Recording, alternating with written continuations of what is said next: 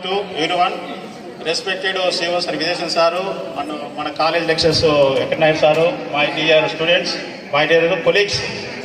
Good morning, very good morning to the 10th class payroll party. Oka life lo oka chinna first stage idandi. Life lo 10th class అయిపోయిన తర్వాత student అనే వాళ్ళకి ఎట్లా ఉంటుందంటే 10th class అయిపోయిన తర్వాత stage అంటే మన హై స్కూల్ నుంచి ఉంటాం. హై స్కూల్ నుంచి 10th క్లాస్కి వచ్చినాక ఒక స్టేజ్ అంటాం దీన్ని. తర్వాత ఇంటర్మీడియట్, డిగ్రీ, తర్వాత పీజీలు ఎన్ని ఉన్నది ఆ నెక్స్ట్ స్టేజ్. ఇక్కడ మనకు కలిసి ఉన్నది ఎందుకంటే ఇప్పుడు మీరు తక్కువ, కానీ మా స్టేజ్లో మేము కలిసినప్పుడు చిన్న ఫస్ట్ క్లాస్ నుంచి 10th క్లాస్ వరకు కలిసి ఉన్నారు.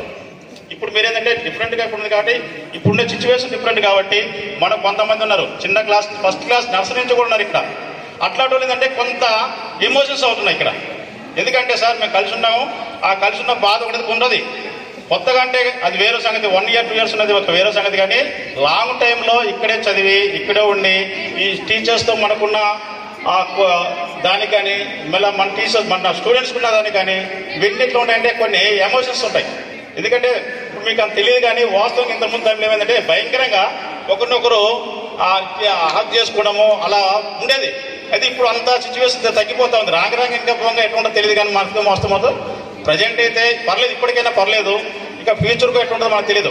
సరే, మనకేంటంటే 10th క్లాస్ వాళ్ళు ఇంకా బాగా చదివి మనకు మంచి మార్కులు తెచ్చి స్కూలుకు, తర్వాత మీకు, తర్వాత టీచర్స్కు, మీ పేరెంట్స్కు మంచి పేరు తేవాలి. ఇంకా రాబోయే next 9th class ఉప్పి 10th class కూడా బాగా చదివి మంచి మార్కులు తెచ్చి మీ పేరెంట్స్కు, స్కూలుకు, టీచర్స్కు మంచి పేరు తెస్తారని ఆశిస్తున్నాను.